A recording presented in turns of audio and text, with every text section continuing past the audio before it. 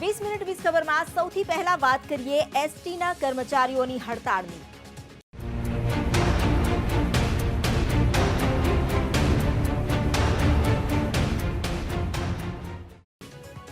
ST નિગમના કર્મચારીઓ હડતાળ પર છે, પરંતુ મુસાફરો અત્યારે હાલાકી ભોગવી રહ્યા છે। એસટી કર્મચારીઓની અચોક્કસ મુદ્દતની હડતાળથી લોકોને હાલાકી ભોગવવાનો વારો આવ્યો છે। ગઈકાલે મધરાતથી જ જ્યારે એસટી બસના પૈડા થંભી ગયા, મુસાફરોને હાલાકી વેઠવાનો વારો આવ્યો છે। વિદ્યાર્થીઓ અને નોકરિયાત વર્ગ સૌથી વધુ પ્રભાવિત થયા છે। એસટીના કર્મચારીઓએ પોતાની પડતર માંગ સાથે હડતાળ કરી, પરંતુ પ્રશાસન તરફથી કોઈ પણ સમાધાન કે ઉકેલનું વલણ ન દાખવતા તેમણે પણ ઉગ્ર કરી છે રજૂઆત, અને હવે તેમની હડતાળ અચોક્કસ મુદ્દત સુધી લંબાવાઈ છે। એસટીના કર્મચારીઓની આ ચોક્કસ મુદ્દતની હડતાળને કારણે લાખો મુસાફરો અટવાયા છે।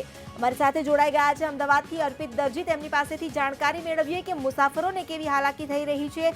શું અર્પિત, જાણકારી શું મળી રહી છે?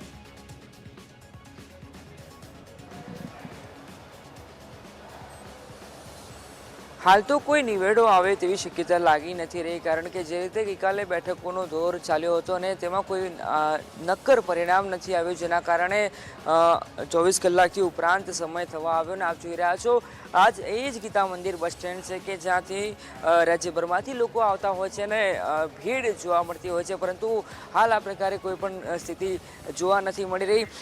બહુ લાંબા સમય બાદ આ પ્રકારની જે હડતાલ છે, નિગમના કર્મચારીઓ હડતાલ પર ઉતર્યા છે। અગાઉ 2 વર્ષ પહેલાં હડતાલ પર જવાની વાત હતી, પરંતુ વાટાઘાટો થયો હતો અને સાંત્વના આપવામાં આવી હતી। તે સમયે પણ બોર્ડની પરીક્ષાનો સમય હતો, બોર્ડની પરીક્ષા શરૂ થવાની હતી, જેના કારણે જે હડતાલ હતી તે હડતાલને માંડી વળવાનું નક્કી કરવામાં આવ્યું હતું। અને આપ જોઈ રહ્યા છો કે જે નિગમના કર્મચારીઓ છે તેઓ અહીંયા જોવા મળી રહ્યા છે। લોકો સાથે પણ વાત કરીશું। આપ કઈ બસમાં છો અને કેટલા સમયથી અહીંયા છો? હું અમદાવાદ અંબાજી ફરું છું। અમારા છેલ્લા ડેપોની અંદર 19 વર્ષ થયા રેગ્યુલર નોકરીનું। શું લાગી રહ્યું છે? તમારા પ્રતિનિધિઓ સરકાર સાથે વાતચીત કરી રહ્યા છે, આશા લાગી રહી છે હડતાલ લાગે કે વાતચીત કરી રહ્યા છે, કદાચ આજ બપોર સુધી ચુકાદો આવી જાય લાગે છે? તો આપ જોઈ રહ્યા છો જે નિગમના કર્મચારીઓ છે તેઓ હકારાત્મક જણાઈ રહ્યા છે। સાથે જ આપ જોઈ રહ્યા છો વિદ્યાર્થીઓ પણ છે અને પ્રવાસીઓ છે તેઓ પણ હેરાન પરેશાન થવાનો તેઓએ વાર આવ્યો છે, કારણ કે હડતાલ છે। આપ ક્યાં જવા અહીંયા આવ્યા છો?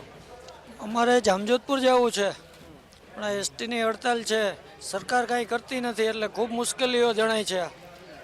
તો આ કર્મચારીઓની માંગો ખરેખર સંતોષવી જોઈએ, જેથી કરીને આપ ક્યાંથી આવો છો, ક્યાં જવા માંગો છો? જામજોધપુરથી। સરકારે વૈકલ્પિક વ્યવસ્થા કરી છે ખાનગી સંચાલકોનું, તો એનું કોઈ તમને લાગે છે સેવા મળી રહી છે કે પરેશાન થવાનો વારો આવે છે? परेशानी है हम कोई भी ક્યાં છો? हाँ जामजोधपुर जाना है। वो तो खानगी व्यवस्था है, तो वो तो लूट चला रहे हैं। एसटी की मांग है तो एसटी का कोई विकल्प व्यवस्था गवर्नमेंट ने की नहीं है। गवर्नमेंट ने विकल्प व्यवस्था की होती तो पब्लिक की आम पब्लिक की जनता को परेशानी कम होती है। हम भी क्या कहते हैं कि भाई वो एसटी वाला है, उसका मांग पूरी करके जल्दी से जल्दी ये हड़ताल समेटनी पड़ेगी। છો જે પ્રવાસીઓ છે, પ્રવાસીઓને કેવું છે કે જલ્દીથી બનતી જે કાર્યવાહી હોય તે થવી જોઈએ, જેથી જે પ્રવાસીઓ છે ને સાથે સાથે જે નિગમના કર્મચારીઓ છે તેઓએ પરેશાન થવાનો વારો ન આવે। આપ કઈ બસમાં છો ને કેટલા સમયથી અહીંયા છો? ખંભાત અમદાવાદ નાઇટમાં છું અને 3 દિવસથી અહીં છું, પરમ દિવસથી। કેવી અગવડતાઓનો સામનો કરવો પડી રહ્યો છે, કારણ કે તમે બસ ચલાવતા હો છો અને ઘણીવાર તહેવારનો સમય હોય છે ત્યારે એક્સ્ટ્રા બસનું સંચાલન તમારે કરવાનું આવતું હોય છે। જી અર્પિત, શું માંગ શું છે તમારી? 7મા પગાર પંચની। અમે ભૂખ્યા અને તરસ્યા રાત દિવસ આ એસટી માટે મહેનત કરીએ છીએ, છતાં સરકાર અમને 7મો પગાર પંચ આપતી નથી। આપ જોઈ રહ્યા છો જે લોકો છે, લોકો તો હેરાન થઈ રહ્યા છે, પરંતુ સાથે સાથે જે નિગમના કર્મચારીઓ છે તેઓ પણ હડતાલ હોવાના કારણે અહીંયા જ અહીંયા રહ્યા છે અને પોતાની બસને અહીંયા પાર કરેલી છે ને તેઓ પણ રાહ જોઈ રહ્યા છે ક્યારે નિવેડો આવે ને તેમની હડતાલ પૂરી થાય। મીરા। જી અર્પિત, આભાર. તો અમદાવાદમાં જ્યાં કર્મચારીઓ પોતાની માંગ પર અડગ છે અને સરકારની સામે રજૂઆત કરી રહ્યા છે, મુસાફરો જે હાલાકી વેઠવી રહ્યા છે, ખાનગી બસની ને ખાનગી વ્યવહારની જે વ્યવસ્થા કરવામાં આવી છે, વૈકલ્પિક વ્યવસ્થા હોવા છતાં તેને કારણે પણ પરેશાનીનો ભોગ તો બનવું જ પડે છે તેવું મુસાફરોનું માનવું છે. અમારી સાથે સુરતથી સંવાદદાતા ધનરાજ બાગલે જોડાયા છે, તેમની પાસેથી પણ જાણીએ કે આખરે ત્યાં મુસાફરો શું કહી રહ્યા છે. જી ધનરાજ.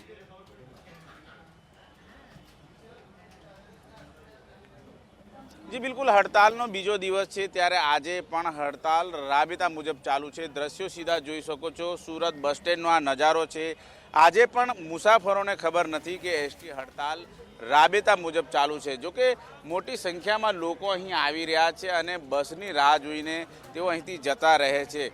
મુસાફરોને કોઈ પણ જાતની જાણકારી ન મળતા તે અહીં આવતા હોય છે અને ત્યારબાદ રેલવે મારફત જવાની કવાયત કરતા હોય છે. બીજો દિવસ છે ત્યારે ગઈકાલે જે પ્રમાણે જાહેરાત કરવામાં આવી હતી કે ખાનગી બસો દોડાવવામાં આવશે, ત્યારે તેને લઈને જે કર્મચારીઓ હતા એ રસ્તા પર સૂઈ જઈને વિરોધ પ્રદર્શન કર્યો હતો. હજી પણ જે કેટલાક મુસાફરો છે અહીં આવી ચૂક્યા છે અને તેઓ અત્યારે હાલ મુસીબતમાં મુકાયા છે. જે પ્રમાણે જોઈ શકો છો એક બાદ એક મુસાફરો આવી રહ્યા છે, ત્યારે મુસાફરો સાથે પણ ચર્ચા કરીએ. આપ જણાવો, ક્યાંથી આવો છો તમે? હું અહીંયા સુરતથી જ આવું છું અને અમદાવાદ જવાના છે. અમે ઘરેથી નીકળ્યા, અમને તો ખબર નહીં કે આ બસ બંધ છે. હવે શાના લીધે બંધ છે એક તો અમને ખબર નહીં. સરકાર શું કરે, સરકાર જોડે આનું શું લેવા દેવા છે અમને તો કંઈ ખબર નથી, પણ ખોટા અમે લોકો હેરાન થયા છીએ અહીંયા. હવે સવારે નીકળ્યા, હવે અમદાવાદ જવાના છે, કંઈ ગાડી નથી. ટ્રેનો પર એટલી બધી ગર્દી છે અત્યારે, કંઈ સાધો નથી મળવાના. તો આ સરકાર અને આ લોકોની વચ્ચે આમ જનતા એ થઈ રહી છે. હવે વિકલ્પ શું છે તમારી પાસે, કઈ રીતે જશું? હવે વિકલ્પ શું છે, પ્રાઇવેટ વાહનો કરવું પડશે, કાં તો હવે આ ગર્દીમાં હવે ઊભા રહીને આપણે જઈશું. બીજું શું વિકલ્પ છે? આપ ક્યાં જઈ રહ્યા છો અને કેટલું મહત્વનું કામ છે? સર મારું એક બહુ મોટું પ્રોબ્લેમ છે. અમદાવાદની કાર્જર કંપનીમાં ત્યાંથી મારું કામ ચાલે છે ગવર્મેન્ટનું, પણ અત્યારે અહીંયા બસો નથી ને ટ્રેનના ટિકિટ લઈને આવ્યો છું પણ જવાનું હિંમત નથી. ત્યાંથી કહે છે કે તમે નહીં આવો તો તમારું ટેન્ડર કેન્સલ થઈ જાય. 60 થી 65 લાખ રૂપિયાનું મારું કામ છે. હવે વિચારું છું કેવી રીતે જાઉં અહીંયા. એ કંઈ પ્રાઇવેટ લક્ઝરી પણ બસો પણ નથી અહીંયા. હવે વિચારી રહ્યો છું કેવી રીતે જાઉં. અહીંયાથી ટિકિટ પણ છે હાથમાં, હા, પણ હવે કઈ રસ્તો દેખાતો નથી કે શું કરીએ. પણ આવું કેમ થાય છે એ તો ખબર નહીં થાય. આવું નહીં હોવું જોઈએ. એસટી કર્મચારીની હડતાલ છે ત્યારે તેને લઈને મુસાફરો તો ખૂબ જ મુશ્કેલીમાં મુકાયા છે, પરંતુ કર્મચારીઓ છે એ અડગ છે પોતાની માંગને લઈને. આ પ્રમાણેના દ્રશ્યો છે. એસટી બસ સ્ટેન્ડને અત્યારે હાલ બ્લોક કરી દેવામાં આવ્યો છે. જે પણ વાહનો આવતા હોય છે એ અહીંથી ન આવે એના માટે અત્યારે હાલ જે પ્રમાણેની સ્થિતિ જોવા મળી રહી છે. કોઈપણ જાતની અનિચ્છનીય ઘટના ન ઘટે તે માટે અહીં ચાકચોબંધ બંદોબસ્ત પણ છે. મુસાફરો આવ્યા છે. આપ જણાવો, ક્યાંથી આવો છો આપ? હું ઉકાઈથી. બસોની હડતાલ છે તે માટે અમને બહુ જ પ્રોબ્લેમ થઈ રહી છે, તો પ્લીઝ બસ જલ્દીથી જલ્દી ચાલુ થાય એમ અમે ઇજાજત કરીએ છીએ. બસ બીજું હવે શું કરશો, કઈ રીતે જશો તમે? એ જ પ્રોબ્લેમ છે. અહીંયા સુરતમાં ફર્સ્ટ ટાઈમ રહેવાનું છે અને બસોનું કંઈ ખબર નથી, પ્રાઇવેટ બસો ક્યાંથી મળે છે, શું મળે છે. તેથી અમે સરકારને જ વિનંતી કરીએ છીએ કે જે કંડક્ટર ડ્રાઈવરો લોકોની માંગ છે તે પૂરી કરે અને જલ્દીથી બસનું એલાન કરે. બિલકુલ, સુરત એ ગુજરાતનું આર્થિક પાટનગર છે અને આ પાટનગરનું બસ સ્ટેન્ડમાં પગ મૂકવાની જગ્યા નથી હોતી, પરંતુ આજે આ બસ સ્ટેન્ડ ખાલી ખમ દેખાઈ રહ્યું છે. કારણ માત્ર એક જ છે કે કર્મચારીઓની વિવિધ 10 માંગોને લઈને તેઓ અત્યારે હાલ હડતાલ કરી રહ્યા. કર્મચારીઓ સાથે પૂછીશું. આપ જણાવો, ક્યાં સુધી લડતા રહેશો આપ? સાહેબ, અમારી જે માગણીઓ છે સાચી અને વ્યાજબી માગણીઓ છે. એક બીજું કે 5મું પગાર પંચ માનીય નરેન્દ્રભાઈ મોદી સાહેબે આપ્યું હતું, 6ઠું બી નરેન્દ્રભાઈ મોદી સાહેબે આપ્યું, અને હવે 7મું વિજય રૂપાણીભાઈ સાહેબને વિનંતી કરીએ કે અમારું પગાર પંચ આપી દે. અમારે તો હડતાલ કરવાનો કોઈ આગ્રહ છે જ નહીં. અમે આ ગુજરાતની જનતાને કોઈ મુશ્કેલીમાં મૂકવા માંગતા જ નથી. બિલકુલ જોઈ શકો છો, અત્યારે હાલ કર્મચારીઓ છે એ પણ કહી રહ્યા છે કે પોતાની માંગ નહીં સંતોષાય ત્યાં સુધી તેઓ લડતા રહેશે. જી આભાર ધનરાજ. તો સુરતમાં પણ આ સ્થિતિ છે. રાજ્યભરમાં જ્યાં એસટી બસોના પૈડા થંભી ગયા છે, કર્મચારીઓ સામાન્ય જનતાને હેરાન પરેશાન કરવા નથી માંગતા, પરંતુ તેમ છતાં તંત્ર એટલે કે પ્રશાસન અને સાથે કર્મચારીઓની આ લડતની વચ્ચે જનતા પીસાઈ રહી છે. વડોદરામાં શું સ્થિતિ છે તેનો પણ ચિતાર મેળવીએ.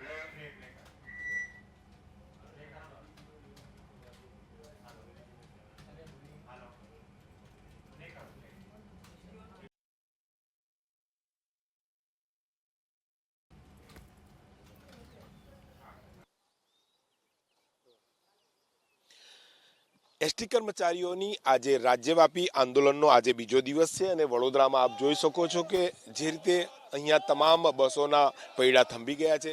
400થી વધુ જે બસો છે અહીંયા રોકાઈ ગઈ છે.